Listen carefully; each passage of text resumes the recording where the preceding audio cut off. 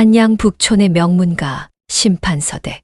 하지만 배곡 같은 세댁 은홍은 신랑의 얼굴 한 번 보지 못한 채 독수공방해야 했습니다. 그러던 어느 날 밤 금기를 깨고 남편의 서재 문틈을 들여다본 은홍은 그만 숨이 멎고 마는데 방 한가운데 미라처럼 굳어버린 시신이 안치되어 있었습니다. 이 끔찍한 가문의 비밀은 무엇이며 시어머니는 왜 며느리에게 누명을 씌워 머슴과 도망치게 만든 걸까요?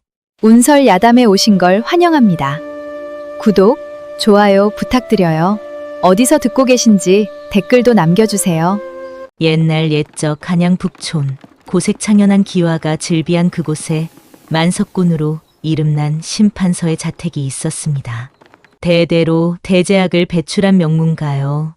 누구 하나 함부로 입에 올리지 못할 권세 있는 가문이었으나 정작 그 소슬대문 안쪽에는 음산한 기운이 가시지 않았습니다. 마을 사람들 사이에는 흉흉한 소문이 돌았어요. 이 집안에는 장자의 목숨을 거두어가는 살이 끼었다는 것이었지요. 대를 이을 큰아들마다 까닭 없이 시들어가니 필시 조상의 죄업이 후손에게 미친 것이라며 다들 수군거렸습니다. 게다가 밤이 깊으면 뒤뜰 목련나무 아래에서 정체를 알 수 없는 여인의 곡소리가 흘러나온다 했습니다. 담장 밖을 지나던 행인들조차 그 소리를 듣고는 등골이 서늘하여 걸음을 재촉한다는 것이었지요. 이 집안에 시집 온 지 반년이 된 세댁이 있었으니 은홍이라 하였습니다. 본래 한양에서 손꼽히던 양반가의 늦둥이 외동딸로 태어났으나 부친이 노름과 잘못된 투자로 가산을 모두 탕진하여 집안이 풍비박산나고 말았지요. 빚더미에 짓눌린 가문을 살리고자 은홍은 심판서 댁의 외동아들인 서구와 혼인하게 되었습니다. 배곡같이 흰 피부에 버드나무처럼 유려한 자태를 지녔으니 누가 보아도 절세가인이라 칭송할 만했지요. 그러나 그 고운 눈망울 깊숙한 곳에는 늘 우수가 어려 있었습니다. 영민하고 사려 깊은 성품을 지닌 은홍이었으나 시집 온 후의 삶은 그녀가 상상하던 것과는 너무도 달랐습니다. 더욱이 서구는 신방에 발을 들인 적이 단 한 번도 없었어요. 신랑의 얼굴 한 번 보지 못했지요. 신랑이 지독한 폐병을 앓고 있으니 행여 올물세라 당분간 가까이 가서는 아니 된다. 시어머니 안동 김씨 부인은 혼인 첫날부터 그리 엄포를 놓았습니다. 은홍은 그 말을 따를 수밖에 없었어요. 시집 온 여인이 시어머니의 명을 거역할 도리가 어디 있었겠습니까? 그리하여 은홍은 안채 구석진 별채에서 마치 죄인처럼 숨을 죽이며 지내야 했습니다. 매일 밤 홀로 등잔불을 마주하고 앉아 독수공방의 외로움을 견뎌야 했으니 그녀의 처지는 며느리라기보다는 유배된 죄인의 모습과 다를 바 없었습니다. 심판서 댁의 안방을 차지하고 있는 김씨, 부인은 한치의 흐트러짐도 허락하지 않는 여인이었습니다. 며느리인 은홍에게도 눈길 한 번 따스하게 준 적이 없었으니 그 냉정함이 마치 한겨울 서리와 같았지요. 가문의 수장인 심판서 역시 인정이라곤 찾아볼 수 없는 냉혈한이었습니다. 권력을 향한 야욕만이 그의 전부였으니 조정의 암투 속에서 살아남기 위해 무슨 짓이든 마다하지 않는 자였습니다. 그런 그가 은홍에게 매일 밤 정체를 알 수 없는 탕약을 마시게 하였으니 은홍은 그것을 그저 몸을 보하는 약이라 여기고 받아 마셔야 했습니다. 그리고 이 집안에는 최근 새로 들어온 머슴이 하나 있었어요. 돌쇠였습니다. 사내답고 건장한 체격을 지녔으며 어딘가 상민답지 않은 서늘하고 깊은 눈빛을 가진 자였습니다. 다른 머슴들과 달리 돌쇠는 말수가 적었고 행동거지에도 묘한 절제가 배어 있었습니다. 남들의 눈을 피해 은홍의 주위를 맴도는가 싶더니 가문 곳곳을 유심히 살피는 모습이 종종 눈에 띄었지요. 하지만 그 누구도 그가 무엇을 살피고 다니는지 알지 못했습니다. 은홍의 하루는 외딴 별채에서 조용히 흘러갔습니다. 햇볕이 좋은 날이면 마루에 앉아 바느질을 하며 시간을 보냈고 그 외에는 딱히 할 일이 없어 정원을 거니는 것이 유일한 낙이었지요. 정원 너머에는 남편 서구가 격리되어 있다는 서재가 있었습니다. 그곳 창문에는 매일 밤 촛불이 켜지고 그 뒤로 사람의 그림자가 어른거렸습니다. 간헐적으로 흘러나오는 기침 소리에 은홍의 마음은 매번 무겁게 가라앉았지요. 서방님께서 오늘은 좀 어떠하실까? 은홍은 얼굴 한 번 마주한 적 없는 남편을 향해 그렇게 혼잣말을 중얼거리곤 했습니다. 비록 정을 나눈 적은 없으나 어찌 되었든 자신의 지압이었으니 그 안부가 걱정되지 않을 수 없었던 것이지요. 은홍이 뒷뜰을 거닐 때마다 머슴 돌쇠와 마주치는 일이 잦았습니다. 그는 늘 묵묵히 마당을 쓸고 있다가 은홍이 지나갈 때면 슬쩍 비켜서서 길을 터주곤 하였습니다. 그러던 어느 날이었어요. 장독대 옆을 지나던 은홍이 손에 쥐고 있던 손수건을 떨어뜨리고 말았습니다. 마침 곁에 있던 돌쇠가 재빨리 그것을 주워 들었지요. 여기 있습니다. 돌쇠가 손수건을 건네며 고개를 들었을 때 은홍과 그의 눈빛이 잠시 마주쳤습니다. 순간 은홍은 묘한 기분에 휩싸였습니다. 너무도 깊고 서늘한 눈빛이었기 때문이었지요. 그녀는 황급히 시선을 거두고 손수건을 받아 든 채 자리를 떠났습니다. 그날 밤도 여느 때와 다름없는 밤이 깊어가고 있었습니다. 은홍은 등잔불 아래에서 바느질을 하다가 어느새 익숙해진 남편의 기침 소리에 귀를 기울이고 있었지요. 그런데 그날따라 이상하리만치 조용했습니다. 밤이 깊어 삼경이 다 되도록 기침 소리는커녕 미세한 숨소리조차 들리지 않았습니다. 불길한 예감이 은홍의 가슴을 옥죄어 왔습니다. 설마 서방님께 무슨 일이라도 생긴 것은 아닐는지. 은홍은 시어머니가 정해 둔 금기를 떠올렸습니다. 별채 서재 근처에는 절대 가까이 가서는 안 된다는 엄명이었지요. 하지만 그 순간 은홍의 발걸음은 이미 금기를 향해 옮겨지고 있었습니다. 조심스레 마당을 가로질러 서재 앞에 다다른 은홍은 문틈으로 새어나오는 희미한 불빛을 따라갔습니다. 그녀는 떨리는 손으로 문틈에 눈을 가져갔습니다. 그 순간 은홍은 두 눈을 의심하지 않을 수 없었습니다. 창문에 비치던 그림자는 사람이 아니라 하인이 줄을 매어 조종하던 인형이었습니다. 그리고 방 한가운데에는 의복만 단정히 입혀진 채 미라처럼 굳어버린 시신 한 구가 안치되어 있었지요. 은홍은 한참을 들여다본 뒤에야 그것이 누구인지 깨달았습니다. 단 한 번도 얼굴을 마주한 적 없으나 그 의복의 자수만은 분명 자신의 지아비 서구의 것이었습니다. 이미 반년도 더 전에 객사하여 굳어버린 시신을 누군가 그토록 오랫동안 살아있는 것처럼 꾸며왔던 것이었습니다. 더욱 충격적인 것은 그 곁에 무당이 앉아 있다는 사실이었습니다. 시신 앞에서 굿을 하던 무당의 입에서 흘러나온 말은 은홍의 숨을 먹게 하였습니다. 가문의 대를 잇기 위해 며느리에게 다른 사내의 씨를 받게 하려는 흉계가 차근차근 진행되고 있었던 것이지요. 매일 밤 마시던 탕약 또한 그 흉계의 일부였음을 비로소 깨달은 은홍은 극심한 공포와 배신감에 짓눌려 그 자리에서 정신을 잃고 쓰러지고 말았습니다. 희미하게 정신이 돌아왔을 때 은홍은 자신이 차가운 곡간 바닥에 내던져져 있다는 것을 깨달았습니다. 손목과 발목이 거친 동아줄로 묶인 채였지요. 몸은 여기저기 쑤시고 통증이 몰려왔어요. 가문의 거대한 추악함을 알아버린 죄로 이제 그녀를 기다리는 것은 죽음뿐이라는 직감이 온몸을 휘감았습니다. 이대로 죽을 수는 없다. 은홍은 살아야겠다는 일념으로 밤이 깊기를 기다렸습니다. 마침 하늘에서는 장대비가 쏟아지고 있었으니 빗소리에 묻혀 발걸음을 옮길 수 있을 듯 하였습니다. 그녀는 묶인 손목을 피가 날 때까지 비틀고 비틀어 가까스로 매듭을 풀어냈습니다. 곡간 문을 열고 빗속으로 뛰쳐나온 은홍은 정신없이 담장을 향해 달렸습니다. 빗물이 얼굴을 타고 흘러내리는 와중에도 오직 살아야겠다는 생각뿐이었지요. 그러나 이미 삼엄해진 산호비들의 눈을 피할 수는 없었습니다. 저기 있다. 잡아라. 은홍은 담장에 제 손도 대지 못한 채 산호비들에게 붙잡히고 말았습니다. 그녀는 끌려가는 와중에도 발버둥을 치며 저항하였으나 건장한 사내들의 힘을 당해낼 도리가 없었지요. 다음 날 아침 심판서는 가족과 노비들을 모두 불러 모았습니다. 그의 눈빛에는 살기가 가득하였습니다. 이 음탕한 계집이 한밤중에 머슴 놈과 통정을 하고 함께 도망치려 하였다.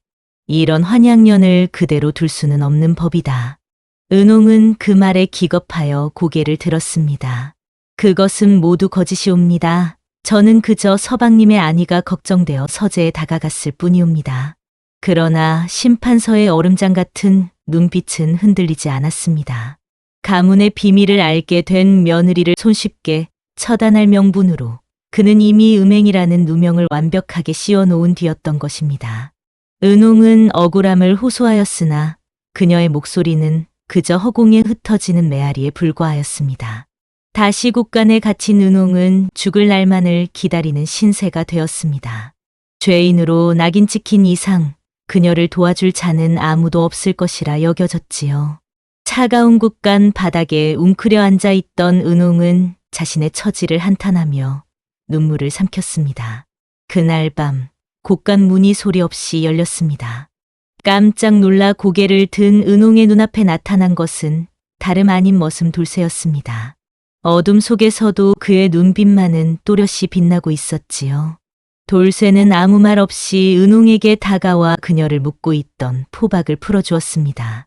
그 손길이 어찌나 조심스럽던지 은홍은 순간 자신이 꿈을 꾸고 있는 것은 아닌가 의심할 지경이었습니다.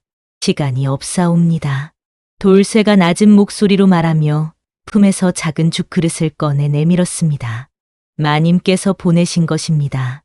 우선 드시고 기력을 차리시지요. 은홍은 그 말에 의아함을 감추지 못하였습니다. 자신을 차갑게 대하던 시어머니가 어찌하여 죽을 보냈단 말인가. 그러나 더 깊이 생각할 겨를도 없이 돌쇠는 알 수 없는 말을 덧붙였습니다. 세상에는 보이는 것이 전부가 아닌 법이옵니다. 마님께서는 그저 살아남으시는 것만 생각하십시오. 그 말을 남기고 돌쇠는 다시 어둠 속으로 사라졌습니다. 은홍은 그릇에 담긴 죽을 내려다보며 알 수 없는 신뢰와 신비로움이 가슴 한켠에 자리 잡는 것을 느꼈습니다. 적어도 이 집안에서 자신을 진심으로 염려하는 자가 한 명쯤은 있다는 사실에 작은 위로를 받았던 것이지요. 날이 밝자 심판서는 곳간 앞에 노비들을 모두 모아놓고 은홍을 끌어내라 명하였습니다. 그의 손에는 이미 사약이 담긴 그릇이 들려 있었지요. 가문의 명예를 더럽힌 계집은 죽음으로 죄를 갚아야 마땅하다. 심판서가 차갑게 말하며 사약을 내리려는 순간 안방마님 김씨 부인이 그 앞을 가로막았습니다. 잠시 멈추시지요. 대감. 김씨 부인의 목소리는 얼음장처럼 차가웠습니다. 이런 환양년에게 사약은 과분한 죽음이옵니다. 내 손으로 직접 매를 들어 다스리겠나이다. 매질로 다스려 내쫓는 것이 가문의 법도에 더 합당하지 않겠나이까. 심판서는 잠시 미간을 좁히더니 곧 흥미를 잃은 듯 고개를 끄덕였습니다. 어차피 매질로 죽든 사약으로 죽든 그에게는 매한가지였던 것이지요. 김씨 부인은 직접 회초리를 들고 은홍의 종아리를 내리치기 시작했습니다. 회초리가 떨어질 때마다 살갗이 터지고 피가 배어 나왔습니다. 은홍은 고통의 몸을 떨며 비명을 지를 수밖에 없었지요.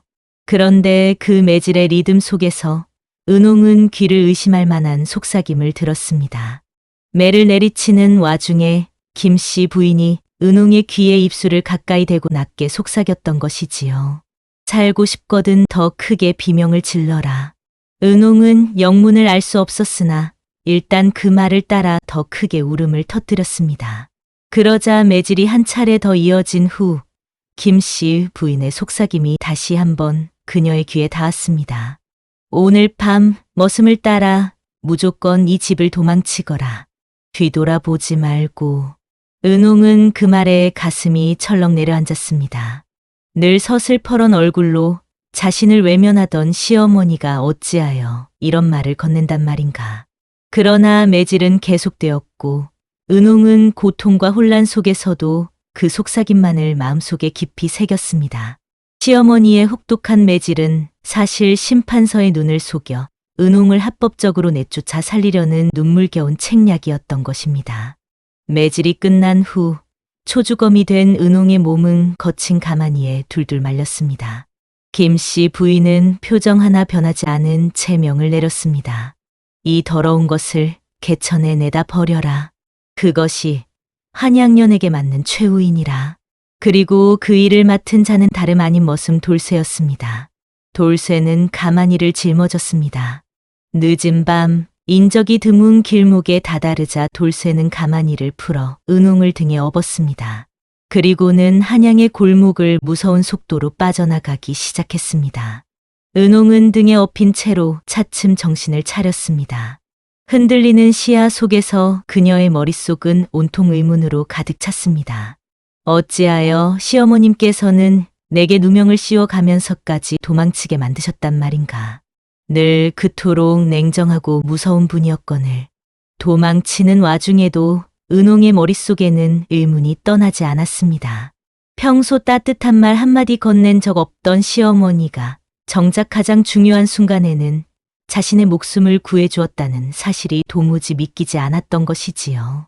관군의 순찰을 피하고자 돌쇠는 좁고 어두운 골목으로만 길을 잡았습니다. 그의 발걸음에는 한치의 흔들림도 없었으니 이 길을 미리 알고 있었던 것처럼 보일 정도였습니다. 은홍은 거대한 의문과 함께 점점 멀어지는 한양의 불빛을 바라보았습니다. 한양을 벗어나 며칠을 산길로만 도망친 두 사람은 관군과 심판서가 고용한 추노꾼의 추적을 피해 깊은 산간 마을로 숨어들었습니다. 다행히 마을 어귀에 버려진 움막 하나를 발견하고 그곳에 몸을 숨기게 되었지요. 밤이 깊어지자 산골의 추위는 한층 매서워졌습니다. 은홍은 매질로 상처 입은 다리의 통증에 더해 한기까지 겹쳐 몸을 떨었습니다. 돌쇠는 그런 그녀를 보고는 말없이 밖으로 나가 약초를 캐왔습니다. 잠시 다리를 좀 보여주십시오. 돌쇠는 조심스레 은홍의 상처 입은 종아리에 짓이긴 약초를 발라주었습니다. 그 손길이 어찌나 정성스럽던지 은홍은 덕분에 통증이 줄어드는 것을 느꼈습니다. 고맙네. 돌쇠는 잠시 손길을 멈추고 고개를 들었습니다. 어둠 속에서도 그의 눈빛은 깊고 서늘하였으나 그 안에는 분명 따스함이 스며 있었습니다. 마님이 무사하셔야 하옵니다. 그것이 제가 해야 할 일입니다. 그 짧은 대답이 무엇을 의미하는지 은홍은 알 수 없었으나 어쩐지 가슴이 뜨거워지는 것을 느꼈습니다. 시집 온 이래 단 한 번도 받아본 적 없던 따스한 보살핌이었기 때문이었지요. 움막 밖에는 달빛이 고요히 내려앉고 풀벌레 소리만이 정막을 채우고 있었습니다.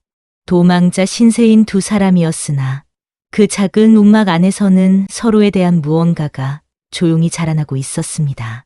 직접적인 말은 오가지 않았으나 서로를 바라보는 눈빛과 닿는 손길에는 떨림이 있었습니다. 며칠간의 평온도 오래가지 못했습니다. 심판서가 고용한 추노꾼들이 마침내 두 사람의 행방을 찾아내고는 산 전체를 촘촘히 포위해 온 것이었지요. 새벽녘 산기슭을 뒤덮은 횃불이 하나둘 늘어나는 것을 본 돌쇠는 심상치 않은 기운을 느꼈습니다. 어서 안으로 들어가 숨으세요. 돌쇠가 다급히 은홍을 움막 깊숙이 밀어 넣었을 때 이미 화살이 빗발치듯 날아들기 시작했습니다. 험상궂은 추노꾼 수십 명이 칼과 창을 든 채 움막을 에워싸고 있었지요. 저 안에 도망친 노비놈과 환양년이 숨어 있다. 끌어내라. 돌쇠는 한치의 망설임도 없이 칼을 빼들고 움막 밖으로 나섰습니다. 홀로 10여 명의 추노꾼과 맞서야 하는 절체절명의 순간이었으나 그의 눈빛에는 두려움 한 점 없었습니다. 칼날이 부딪히는 소리와 사내들의 거친 숨소리가 산골짜기를 가득 채웠습니다.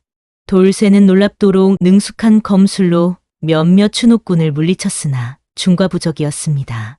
결국 한 추노꾼의 칼날이 그의 어깨를 깊숙이 베고 지나갔습니다. 돌쇠가 어깨를 움켜쥐며 한쪽 무릎을 꿇는 순간 움막 안에서 이를 지켜보던 은홍은 더 이상 가만히 있을 수 없었습니다. 멈추시오. 은홍은 성취하는 다리를 끌고 뛰쳐나와 쓰러진 돌쇠의 앞을 가로막고 섰습니다. 추노꾼들의 칼날이 그녀의 목전에서 멈췄습니다. 자신의 목숨을 걸고 그를 지키려는 행동은 은홍 스스로도 미처 알지 못했던 마음이었지요. 추르노꾼들이 다시 칼을 겨누려는 순간 돌쇠가 나직이 입을 열었습니다. 멈추시오. 더 이상 그대들이 손쓸 일이 아니오. 그의 목소리에는 더 이상 남이 집 머슴의 조심스러움이 있지 않았습니다. 오히려 위엄이 서린 단호함이 깃들어 있었지요. 추노꾼들마저 그 기세에 놀라 잠시 멈춰섰습니다. 돌쇠는 한치의 망설임도 없이 오썩 깊숙한 곳에서 무언가를 꺼내 들었습니다. 손가락 두 마디만 한 나무패였는데 한쪽 면에는 알 수 없는 글자가 새겨져 있었습니다. 추르노꾼들의 우두머리가 그것을 보고는 안색이 순식간에 하얗게 변하였습니다. 저것은... 우두머리는 말을 더듬으며 뒤로 한 걸음 물러섰습니다. 함께 있던 추노꾼들도 그 반응에 영문을 몰라 서로 눈치를 살피기 시작하였습니다. 이 패가 무엇인지 모르는가? 돌쇠가 낮고 단호한 목소리로 말하였습니다. 을금부와 형조를 넘나들며 은밀히 움직이는 자들에게 내려지는 심표이다. 지난 겨울 남촌에서 뇌물을 받고 죄인을 풀어준 포교 셋이 하루아침에 사라진 일을 기억하는가? 그 일을 한 자들이 바로 이 패를 지닌 이들이다. 우두머리의 얼굴에는 식은땀이 배어 나오기 시작하였습니다. 그 소문은 추노꾼들 사이에서도 모르는 자가 없을 만큼 흉흉하게 떠돌았던 이야기였던 것입니다. 누구의 사주를 받았는지 어느 가문이 뒤를 봐주는지조차 알 수 없이 그저 죄지은 자들이 하나둘 자취를 감추었다는 소문이었지요. 내 놈들이 오늘 나와 이 여인을 해친다면 심판서가 너희를 지켜줄 수 있을 것 같은가. 이 패를 지닌 자를 건드린 죗값은 고용한 자가 아니라 손을 쓴 자가 직접 치르게 되는 법이다. 돌쇠의 말에 추노꾼들은 더 이상 버티지 못하였습니다. 심판서에게 받을 보수보다 자신들의 목숨이 더 중요했던 것이지요. 우두머리는 황급히 칼을 거두며 부하들에게 손짓을 하였습니다. 오늘 일은 못 본 것으로 하겠소. 그러니 우리도 그만 물러가겠소이다. 추노꾼들은 서로 눈치를 보며 슬그머니 산 아래로 물러나기 시작하였습니다. 은홍은 그제야 가슴을 졸이던 숨을 토해내며 돌쇠를 바라보았습니다. 머슴이라 하기에는 너무도 비범한 그 정체가 이제는 더더욱 깊은 의문으로 그녀의 마음에 자리 잡게 되었습니다. 그 순간 그의 품속에서 무언가가 흘러나와 땅에 떨어졌습니다. 붉은 비단으로 만든 작은 주머니였지요. 은홍은 그것을 보고 흠칫 놀랐습니다. 떠나오기 전 시어머니가 자신의 옷자락 속에 몰래 넣어두었던 바로 그 주머니였던 것입니다. 다급한 와중에 미처 풀어보지 못했던 것을 돌쇠가 품에 지니고 있었던 모양이었습니다. 돌쇠는 떨리는 손으로 주머니를 열어 안에 든 서찰을 펼쳤습니다. 그 안에 적힌 내용은 두 사람 모두를 거대한 충격에 빠뜨리고 말았습니다. 서찰에는 가문의 추악한 역사가 빼곡히 적혀 있었습니다. 김씨 부인은 수십 년 전 원래 장자였던 첫 남편을 잃고 강제로 지금의 심판서와 혼인한 여인이었다는 것이었지요.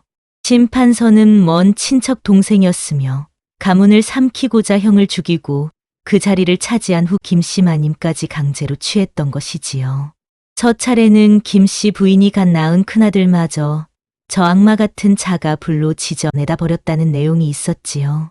김씨 부인은 그 후 원수의 자식을 다시는 낳지 않으리라 독한 약을 삼키며 버텼으며 결국 작은 아들 서구만을 어렵사리 지켜냈던 것입니다. 그리고 서찰의 마지막 문장에 이르러서는 서구도 결국 심판서의 손에 독살당하였다는 사실이 적혀 있었습니다. 은홍의 손이 부들부들 떨렸습니다. 자신이 알지 못했던 시어머니의 한 맺힌 세월이 종이 위에 그대로 펼쳐져 있었던 것이지요. 돌쇠 또한 굳은 얼굴로 서찰을 내려다보며 무언가 깊은 생각에 잠긴 듯하였습니다. 시어머니의 잔혹한 과거와 가문의 비극을 온전히 마주한 은홍은 비로소 깨달았습니다. 자신이 이대로 도망쳐 숨어 산다면 대신 그 자리에서 죽음을 맞이할 사람은 다름 아닌 시어머니뿐이라는 사실을 말이지요.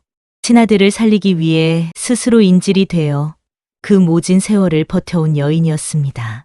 은홍은 떨리는 손으로 땀에 젖은 옷자락을 움켜쥐었습니다. 더 이상 도망치는 약자로 머물 수는 없었습니다. 이제 더는 숨어 지내지 않겠소. 은홍이 단호히 말하였습니다. 가녀린 외모 속에 숨겨져 있던 강인함이 비로소 그녀의 눈빛에서 빛을 발하기 시작하였습니다. 이 가문을 무너뜨리고 잔혹한 운명의 사슬을 끊어내야 하오.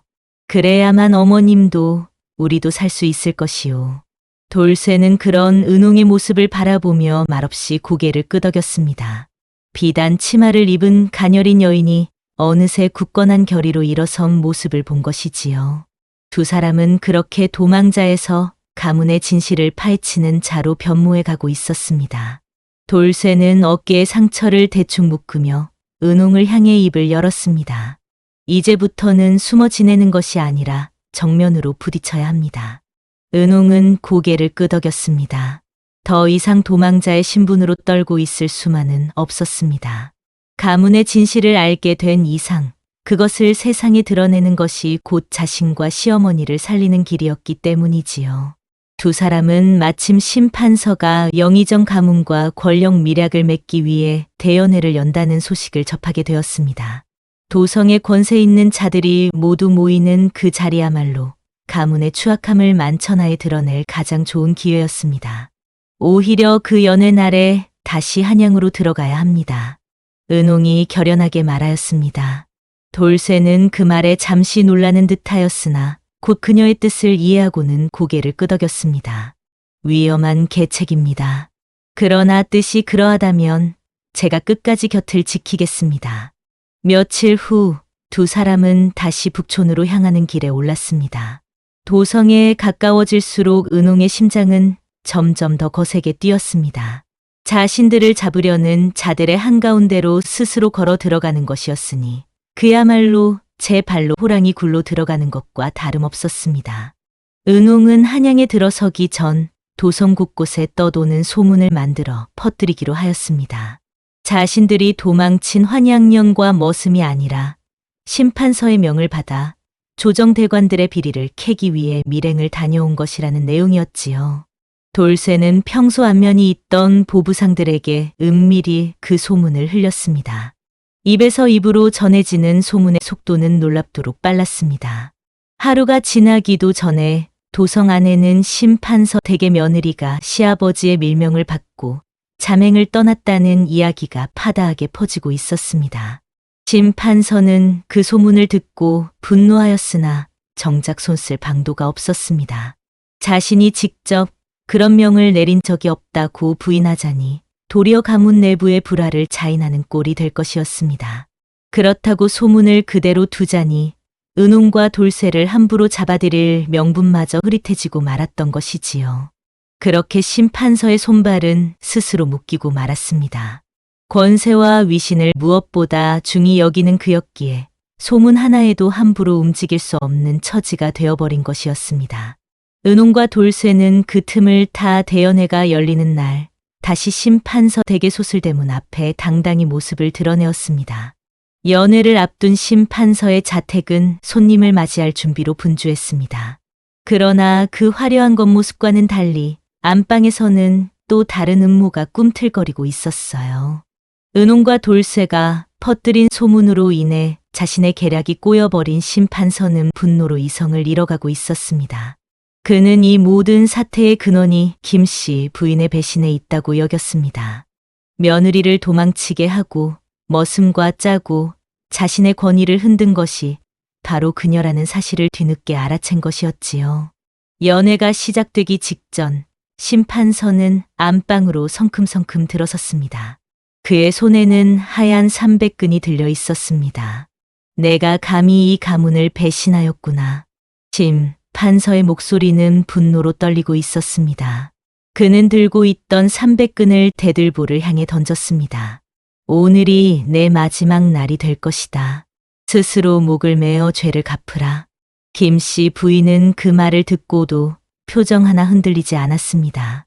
오히려 차분한 눈빛으로 심판서를 응시하였습니다. 좋습니다. 어차피 이 한 몸 살아도 죽은 것과 다름없는 세월이었나이다. 그녀는 의연하게 눈을 감으며 나무 상자 위로 올라섰습니다. 수십 년의 한이 서린 그녀의 얼굴에는 두려움보다는 오히려 평온함이 감돌고 있었습니다. 친아들을 살리기 위해 견뎌온 모진 세월의 마지막이 바로 이 순간이라 여기는 듯하였습니다. 바로 그 절체절명의 순간, 안방 문이 거세게 열리며 은홍과 돌쇠가 뛰어들었습니다. 어머님, 멈추시옵소서. 은홍이 다급히 외쳤습니다. 그러나 두 사람이 안방에 발을 들이기도 전 이미 사태를 눈치챈 심판서의 산호비들이 무기를 든 채 방 안을 겹겹이 포위하고 있었습니다. 칼날이 사방에서 번뜩이고 창끝이 두 사람을 향해 겨누어졌습니다. 숨소리조차 함부로 내기 힘든 무거운 정적이 안방을 가득 채웠습니다. 김씨 부인은 나무 상자 위에서 300근을 목에 걸친 채, 그리고 은홍과 돌쇠는 겹겹이 둘러싼 산호비들의 칼날 앞에 갇힌 채 그 누구도 함부로 움직일 수 없는 절망적인 대치가 이어지고 있었습니다. 숨막히는 정적 속에서 돌쇠가 먼저 움직였습니다. 그의 손에는 금부도사의 심표가 쥐어 있었습니다. 모두 칼을 거두어라. 돌쇠의 목소리가 안방을 쩌렁쩌렁하게 울렸습니다. 산호비들은 그 위험 있는 호령에 당황하여 서로의 눈치를 살피기 시작하였습니다. 나는 도망친 머슴이 아니라 조정의 명을 받고 이 집안의 영무와 살인 공모를 조사하러 온 어사의 밀사이다. 누구든 함부로 칼을 놀린다면 그 죄를 면치 못할 것이다. 돌쇠는 밀사의 패를 들었습니다. 심표를 본 산호비들의 손에서 무기가 하나둘 떨어졌습니다. 감히 어사의 사람에게 칼을 겨눌 수 있는 자는 없었던 것이지요. 심판서의 얼굴은 그제야 핏기를 잃고 새파랗게 질리기 시작하였습니다. 그 사이 은홍 또한 가만히 있지 않았습니다. 그녀는 위험을 무릅쓰고 안방을 빠져나와 대연회장에 모여있던 영의정과 사대부 하객들 앞으로 달려갔습니다. 여러분께 구할 것이 있사옵니다.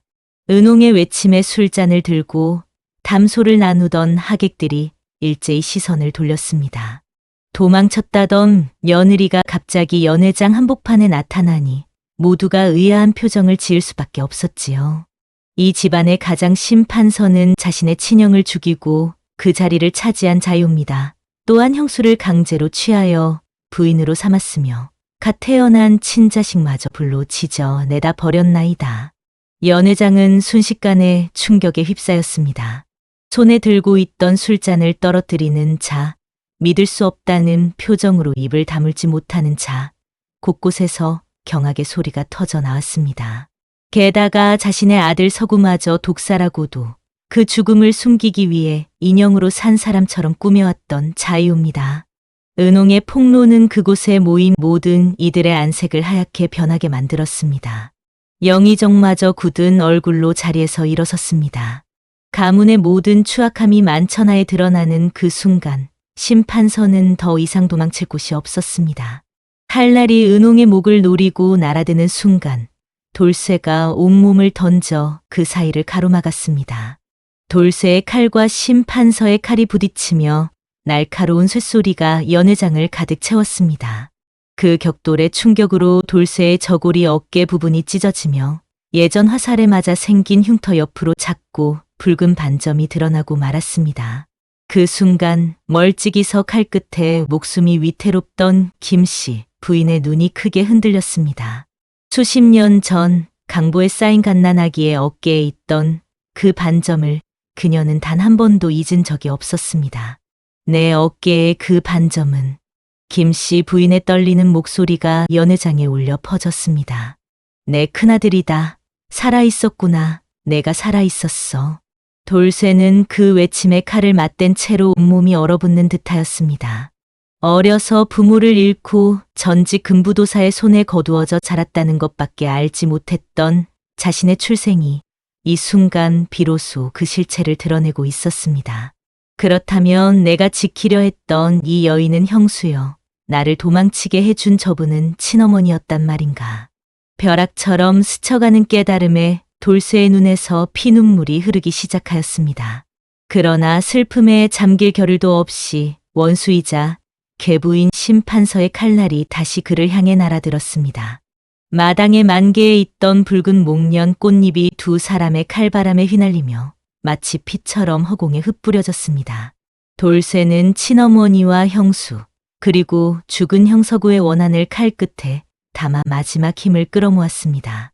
그의 칼이 심판서의 칼날을 향해 거세게 휘둘러졌습니다. 쩌렁 하는 소리와 함께 심판서의 칼이 두 동강으로 부러지고 말았습니다. 그 순간 심판서의 눈앞에는 알 수 없는 환영이 어른거리기 시작하였습니다. 자신이 죽이고 묻어버린 형의 얼굴, 그리고 자신의 손에 쓰러져간 수많은 이들의 원혼이 어둠 속에서 하나둘 떠오르는 듯하였습니다. 밤마다 뒤뜰 목련나무 아래에서 울던 곡소리의 주인들이었습니다. 으악! 극도의 공포에 휩싸인 심판서는 부러진 칼을 손에서 떨어뜨리며 그 자리에 처참하게 무릎을 꿇었습니다. 그토록 위세등등하던 권세가의 모습은 더 이상 찾아볼 수 없었습니다. 그저 자신이 저지른 죄업의 무게에 짓눌린 한 인간의 초라한 모습만이 남아 있었습니다. 심판서가 무릎을 꿇은 그 순간 어사의 명을 받은 관군들이 일제히 들이닥쳤습니다. 연회장에 모인 하객들은 놀란 가슴을 진정시키지 못한 채 그 광경을 지켜볼 수밖에 없었습니다. 관군들은 곧장 별채 서재로 향하였습니다. 그곳 바닥 깊숙이 숨겨져 있던 서구의 시신이 마침내 빛을 보게 되었습니다. 반년이 넘도록 산 사람인 양 꾸며져 있던 그 가련한 시신은 이제야 비로소 떳떳하게 거두어질 수 있었습니다. 뒤이어 심판서의 서재 깊은 곳에서는 조정을 뒤엎으려 했던 영모의 증자들이 무더기로 발견되었습니다.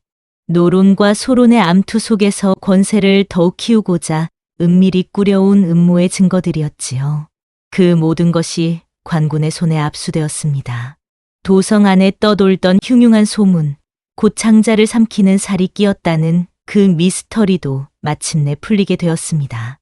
그것은 조상의 죄업이나 귀신의 짓이 아니라 권력욕에 미친 심판서가 자신의 핏줄이 아닌 장자들을 차례로 독살하고 그 죽음을 위장해 온 끔찍한 인재였던 것입니다. 뒤뜰 목련나무 아래서 밤마다 울리던 여인의 곡소리 또한 그 진상이 드러났습니다. 심판서의 손에 억울하게 죽어간 이들의 한이 서린 소리였으니 김씨 부인이 홀로 그 나무 아래서 잃어버린 아들들을 그리워하며 흘렸던 눈물의 흔적이기도 하였습니다. 모든 복선이 하나로 회수되며 그토록 음산하던 심판서 댁의 비밀이 비로소 백일하에 드러나고 말았습니다.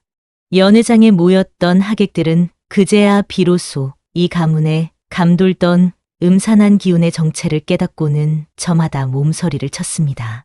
대역죄인으로 낙인 찍힌 심판서는 결국 조정의 국문을 받게 되었습니다. 친형을 살해하고 그 자리를 가로챈 죄의 형수를 강제로 취한 죄, 자신의 친아들을 독살한 죄, 그리고 조정을 뒤엎으려 영모를 꾸민 죄까지 그 죄목은 차고도 넘쳤습니다. 결국 그는 사형에 처해졌고 그토록 자랑하던 가사는 모조리 몰수되고 말았습니다. 그러나 가문의 폭정에 맞서 아들과 며느리를 살려낸 김씨 부인에게는 다른 처분이 내려졌습니다. 모든 진상이 밝혀진 끝에 그녀가 행한 모든 일은 죽은 자식들과 며느리를 지키기 위한 것이었음이 명백히 드러났던 것이지요. 김씨 부인은 무죄를 선고받고 마침내 자유의 몸이 되었습니다. 수십 년 만에 죄인의 굴레를 벗어던진 김씨 부인은 장성하여 가문을 무너뜨리고 자신을 구하러 온 친아들을 끌어안았습니다. 돌쇠, 아니 이제는 본래의 이름인 준우라 불러야 마땅한 그 아들을 품에 안은 그녀의 두 눈에서는 뜨거운 눈물이 끊임없이 흘러내렸습니다. 옥사를 나선 김씨 부인은 준우의 손을 붙잡고 한참을 놓지 못하였습니다. 내 아들아. 김씨 부인은 떨리는 목소리로 비로소 그날 밤의 사연을 입에 담기 시작하였습니다. 수십 년 전 그녀가 강제로 심판서의 부인이 된 지 채 몇 달도 지나지 않았을 때였습니다. 사실 그녀는 첫 남편을 잃기 전부터 이미 회임한 몸이었으나 그 사실을 미처 드러내지 못한 채 강제로 채취를 당하였던 것이지요. 그러던 어느 매서운 한파가 몰아치던 밤, 그녀는 산고 끝에 두 사내 아이를 한꺼번에 품에 안게 되었습니다. 쌍둥이였지요. 그러나 그 기쁨은 오래가지 못하였습니다. 혼이 난 지 채 반년도 되지 않아 아이가 태어난 데다 그것도 둘씩이나 한 번에 낳았으니 그 시기를 따져보면 누구라도 의심을 품을 만한 일이었지요. 심판서는 핏덩이들을 보자마자 그것이 죽은 형의 자식들이라는 사실을 직감하고 관기를 드러내었습니다. 쌍둥이라니 이는 분명 죽은 형의 핏줄이 분명하다. 세상에 알려지면 이 가문의 체면이 무엇이 되겠는가. 심판서는 그렇게 부르짖으며 두 아이 중 하나를 빼앗아 화로 곁으로 다가갔습니다. 김씨 부인은 상고로 정신을 잃을 듯한 몸을 이끌고 그를 막아서려 하였으나 산파에게 붙들려 손도 써보지 못하였지요. 그날 밤 우연히 사랑채에 머물고 있던 자가 있었습니다. 심판서의 비리를 캐기 위해 신분을 숨기고 잠입해 있던 전직 금부도사였습니다. 그는 아기의 울음소리와 심판서의 광기, 어린 음성을 듣고는 위험을 직감하였습니다. 전직 금부도사는 어둠을 틈타 화로 곁에 시종을 제압하고 빼앗긴 아기를 품에 안은 채 곧장 자택을 빠져나왔습니다. 심판서는 아기를 놓친 사실에 분노하였으나 이미 화로 앞에서 시종이 정신을 잃은 채 발견되었기에 그저 아기가 불에 타 죽었다고 거짓으로 둘러대었습니다. 그리고 남은 아이 하나만을 두고 처음부터 단 한 명만 태어났던 것으로 가문의 족보와 호적을 꾸며 위세를 부려 입막음하였습니다. 그것이 바로 서구였던 것입니다. 김씨 부인은 자신의 큰아들이 불에 타 죽었다고 믿으며 수십 년의 세월을 한으로 지새워야 했습니다.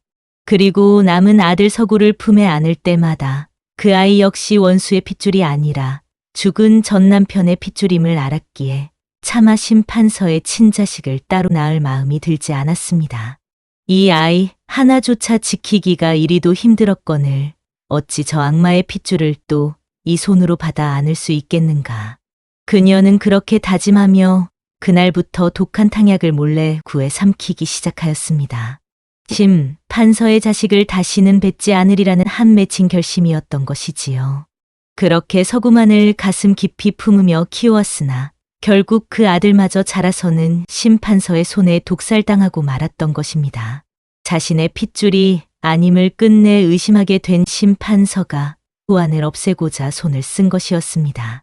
전직 금부도사는 데려간 갓난아기를 자신의 아들로 거두어 키웠습니다.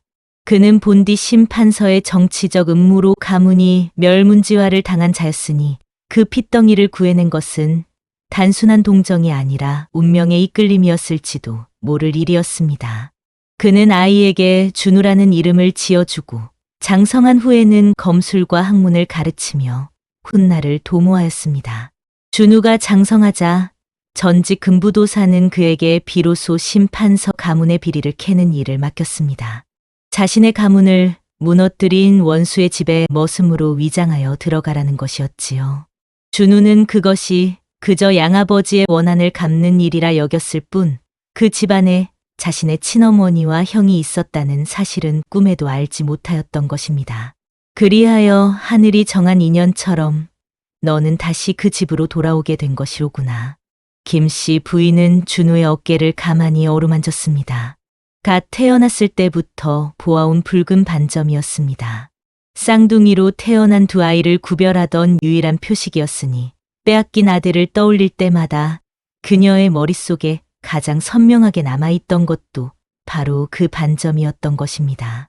그날 연회장에서 찢어진 옷자락 사이로 그 표식을 마주한 순간 수십 년의 세월을 건너 한눈에 아들을 알아볼 수 있었던 까닭이 바로 여기에 있었습니다. 준우 역시 그제야 자신의 출생의 비밀과 그토록 깊었던 운명의 실타리를 온전히 이해하게 되었습니다. 어머님, 그 모진 세월 동안 홀로 얼마나 한이 깊으셨겠나이까. 그리고 형님마저 그리 가셨다니. 준우는 목이 메어 더 말을 잇지 못하였습니다. 김씨 부인은 그런 아들을 다시금 품에 끌어안았습니다. 수십 년 전 빼앗겼던 그 작은 생명이 이토록 장성한 사내가 되어 자신의 품으로 돌아온 것이었습니다. 그녀는 한참을 그렇게 아들을 끌어안고 있다가 이내 은홍의 손을 마주 잡았습니다. 그리고 은홍아, 김씨 부인은 은홍의 손에 자신이 평생 지니고 있던 가락지를 쥐어주었습니다. 잔인한 쇠사슬은 이제 끝났으니 이제부터는 너희들의 삶을 살아가거라. 은홍은 그 말에 눈물을 흘리며 고개를 숙였습니다. 처음 시집왔을 때 그토록 차갑던 시어머니였으나 그 냉정함 속에 감추어져 있던 것은 자식을 향한 깊고도 절절한 모정이었던 것입니다. 비로소 모든 족쇄에서 벗어난 세 사람의 얼굴에는 오랜 세월의 한을 씻어낸 듯한 해방의 미소가 번지고 있었습니다. 몇 년의 시간이 흐른 후 신분을 회복한 준우와 은홍은 피비린내 나던 한양을 떠나 한적한 시골 마을로 거처를 옮겼습니다. 그곳에서 두 사람은 작은 서당을 열어 마을 아이들에게 글을 가르치며 평온한 나날을 보내고 있었습니다. 비록 시아주버니와 재수라는 과거의 굴레가 두 사람 사이에 남아 있었으나 신분과 억압을 모두 벗어던진 지금에 이르러서는 그 누구도 함부로 두 사람의 인연을 가로막을 수 없었습니다. 은근한 연무와 정서적 유대를 이어가는 두 사람의 모습은 마을 사람들의 눈에도 더없이 다정해 보였습니다. 서당 마당 한켠에는 해묵은 목련나무 한 그루가 자리하고 있었습니다. 한양의 그 음산하던 목련나무와는 달리 이곳의 목련은 봄마다 맑고 하얀 꽃송이를 가득 피워내었습니다. 더 이상 원한과 곡소리를 품지 않은 그저 순수한 아름다움만을 간직한 꽃이었습니다. 김씨 부인 또한 가끔 그 마을을 찾아와 아들과 며느리가 살아가는 모습을 흐뭇하게 바라보았습니다. 한 맺힌 세월을 보낸 그녀였으나 이제는 손에 쥔 평온함이 그 모든 고통을 조금씩 씻어내고 있었습니다. 옛말에 이르기를 권력과 탐욕은 끝내 스스로를 파멸시키는 법이라 하였습니다. 그러나 사람을 살리고자 하는 지혜와 천륜의 정만큼은 어떠한 모진 풍파 속에서도 끝내 승리하는 법이지요. 심판서가 그토록 움켜쥐려 했던 권세는 한순간에 재로 흩어졌으나 김씨 부인이 지켜낸 모정과 천륜만은 끝내 살아남아 새로운 생명으로 이어졌던 것입니다.